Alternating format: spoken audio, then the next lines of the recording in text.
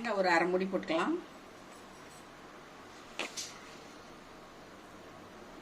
முந்திரி ஒரு 10 போட்டுக்கலாம். பொட்டுக்கடலை ஒரு ஸ்பூன் அளவு போட்டுக்கலாம். பச்சை மிளகாய் ஒரு 2 போட்டுக்கலாம். கொத்தமல்லி ஒரு அரை ஸ்பூன் போட்டுக்கலாம். சோம்பு அரை ஸ்பூன் போட்டுக்கலாம். கசகசா ஒரு 2 ஸ்பூன் போட்டுக்கலாம். கொத்தமல்லி ஒரு கைப்பிடி அளவு போட்டுக்கலாம். இது எல்லாத்தையும் தண்ணி ஊற்றி நல்லா அரைச்சி எடுத்துக்கலாம்.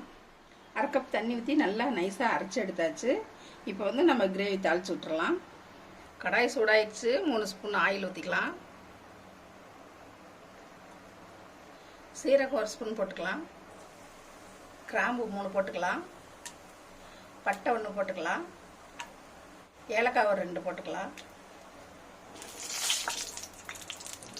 பெரிய வெங்காயம் 1 பொடியாக கட் பண்ணியிருக்க, அதை போட்டுடலாம்.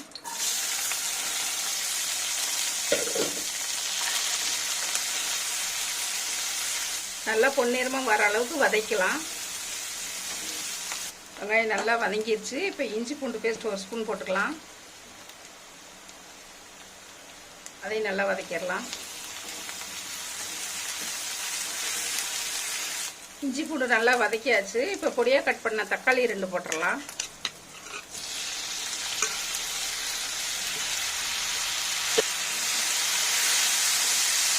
தக்காளி நல்லா வதங்கி ஆயில் நல்லா பிரிஞ்சு வந்துருச்சு. இப்போ நம்ம வேக வச்சு எடுத்து வச்சுருக்கிற மீல் மேக்கர் ஒரு கப்பு போட்டுடலாம்.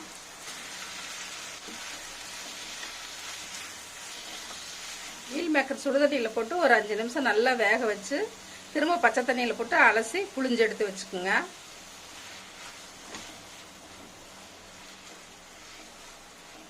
மசாலா நல்லா ஒன்றா படுற மாதிரி நல்லா கிளறி விட்டுக்கலாம். உப்பு ஒரு அரை ஸ்பூன் போட்டுக்கலாம். 1 நிமிஷம் நல்லா வதக்கிடலாம்.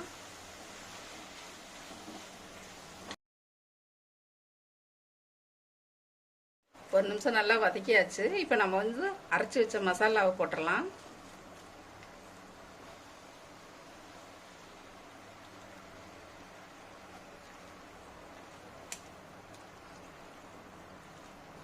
எல்லா மசாலும் ஒன்றா வர்ற மாதிரி நம்ம மிக்ஸ் பண்ணிக்கலாம்.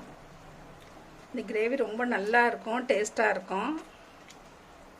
எப்பவும் மசால் பொடி போட்டு போட்டு நம்ம கிரேவி வைக்கிறதுக்கு இது மாதிரி செஞ்சு பாருங்கள். நம்ம அரைச்ச மிக்ஸி கழுவுன தண்ணி அரை கப் ஊற்றிக்கலாம். ஒன்றா கலந்துடலாம் எல்லாமே.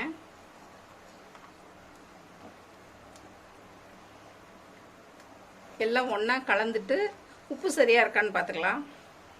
கொஞ்சம் பத்தில் போட்டுக்கலாம், அரை ஸ்பூனு.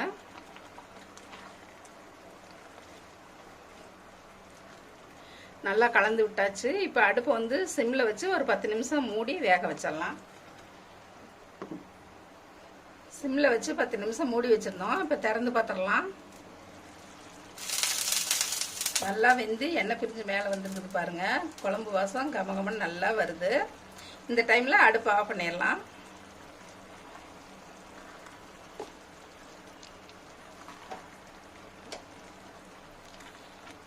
இந்த கிரேவி பார்த்திங்கன்னா சப்பாத்தி, இட்லி, தோசை எல்லாத்துக்குமே நல்லாயிருக்கும். சாப்பாட்டுக்கு கூட போட்டு சாப்பிட்லாம். அவ்வளோ டேஸ்ட்டாக இருக்கும். நீங்களே இதேமாரி உங்கள் வீட்டில் செஞ்சு சாப்பிட்டு பாருங்கள். இந்த ரெசிபி எப்படி இருக்குன்னு எனக்கு சொல்லுங்கள். இந்த ரெசிபி பிடிச்சதுன்னா மிஸ்ஸஸ் சம்பா சமையலுக்கு சப்ஸ்கிரைப் பண்ணுங்கள். மறக்காமல் பெல் பட்டனை கிளிக் பண்ணுங்கள். தேங்க்யூ.